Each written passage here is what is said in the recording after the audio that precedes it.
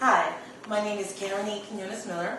I am an Essence best-selling author, a publisher, and literary consultant. And I understand you are interested in self-publishing. Are you crazy? I am not one to not self-publishing. As a matter of fact, I wouldn't be where I am right now if it wasn't for self-publishing. My first book, Satin Doll, I wrote in 1999. And like most aspiring writers, after I wrote the manuscript, I was like, oh yeah, this is the stuff, this is it. And I sent it out to agents. I sent it out to 35 agents, and I got 50 rejections. Do the math. So once it was rejected, I decided to go ahead and self-publish. That was one of the most difficult things I've ever done in my life. And at the same time, it was one of the most rewarding things I've ever done in my life. Let me tell you, this was back in 1999 before the real explosion of self-published books. So there were a few authors like Omar Tyree, Kimball Lawson Roby, and of course Elin Harris, who had self-published at the time.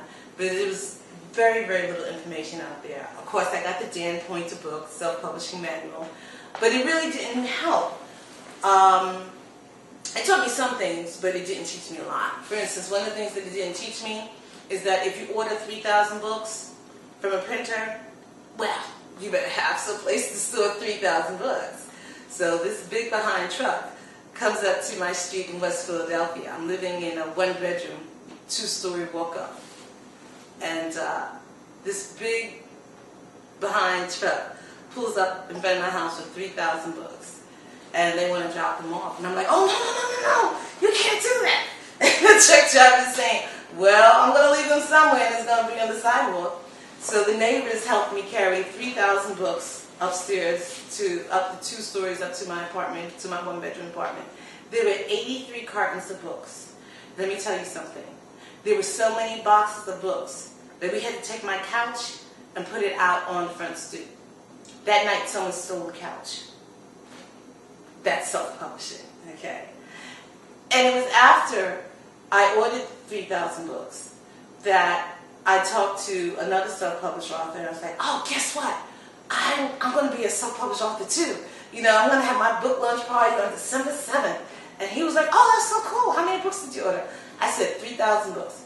He said, 3,000 books? And I was like, yeah, 3,000 books. I'm thinking, well, 3,000 books is a lot. And he's like, oh, you're just like a make-believe self-published author.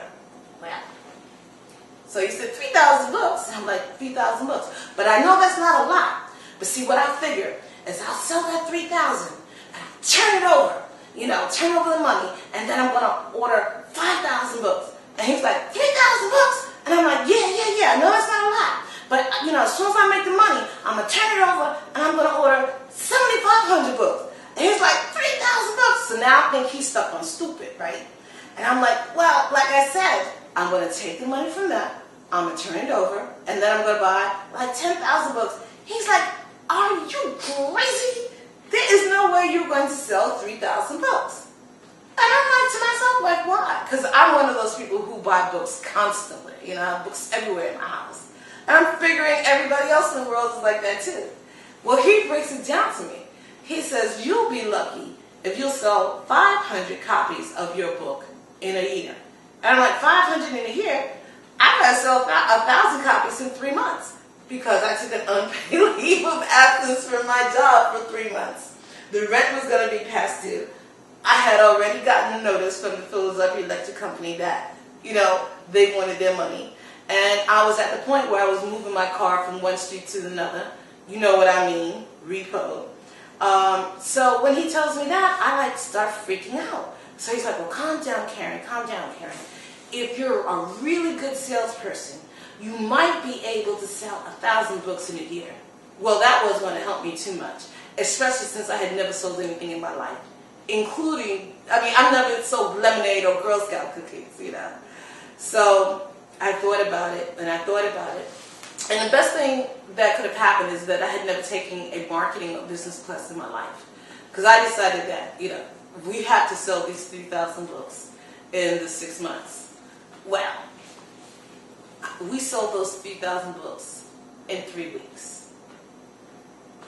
And I know that sounds stupendous, but I mean, it's been documented. It was, because the thing is, and again, like I said, it's a good thing I've never taken a marketing class or a business class, because what I would have done is just sold enough to reach a goal instead of just going totally out. But I mean, we really freaked. We, being me and my daughter Camille R. Quinones Miller, who was 12 years old at the time. I mean, we really freaked. We just did everything we could to get those books out. We ultimately sold 28,000 copies in 6 months. At that point, self-published publishing houses like Random House, Kensington, and Simon & Schuster was reaching out to us about buying the publishing rights. There, we got an agent, a literary agent, and we ultimately had to sell Satin Doll and the follow-up book, I'm Telling, at auction. So for a book that I couldn't give away to a publisher 6 months before, we made $165,000.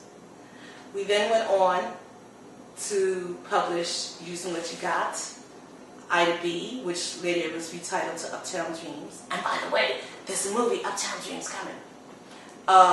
Passing, Satin Nights, Harlem Godfather, etc. All with major publishing houses. But it was because I was a success as a self-published author. So I'm not knocking self-publishing, as I said when we first started. If it wasn't for self-publishing, I wouldn't be where I am today. But the thing is, if you're going to self-publish, you've got to know what you're doing. Do your homework. Do your homework. Do the research. There's a lot of information on the web. There's a lot more information in the library. Find out what you need to do. One of the things you know that's so important is figure out who your target audience is. If your book is about gay and lesbian affairs, well, then you want to target the gay and lesbian audience, you know, when you start promoting your book. So that, you know, you wouldn't just send out emails, you know, to just general emails. You would go ahead and target websites and listservs that cater to the gay and lesbian audience. Don't think that if your book is African American and it's about females, they're all females from 18 to 60 are going to love your book. Well, chances are they will. But you have to zero in on what type. Get as specific as you can. You know, so that if your book is about street hustlers, you know, female street hustlers, well, you know what you want? I mean, there's a lot of that. Just as an example, though, female prisoners. You know, start marketing it to women who are in detention centers or in halfway houses. That's really zeroing in on your audience. That's what you have to do. That's one of the things. The other thing that you have to do is just go crazy. Remember, if you're self-published, you're crazy anyway. Go with that. Embrace the insanity. Think outside the box. You know, if you're giving out flyers, you're giving out flyers to any and everybody. When I went through, you know, I'm from New York. Can you hear it in my voice? Can you hear it in my tone? New York, holla, Harlem. Okay, but I'm living in Philadelphia. So whenever I was going on the New Jersey Turnpike, if I have to pay my $5.70 to get off at exit 18, well, for my $5.80, I'm giving them a postcard or a flyer of Satin Doll. You know, these are people who read.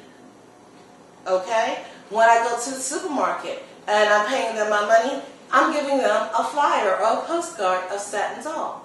Just, you know, embrace the insanity. Do whatever you need to do to embrace your book, to push your book, because that's what it's all about. You'll find a lot more information on my website, www.KarenEQuinonesMiller.com. Now, you should know how to spell Quinones, but just in case, it's Quinones. So that's www.KarenEQuinonesMiller.com. A lot of information on there. Hope you check it out. I want you to be as successful as me. Thanks.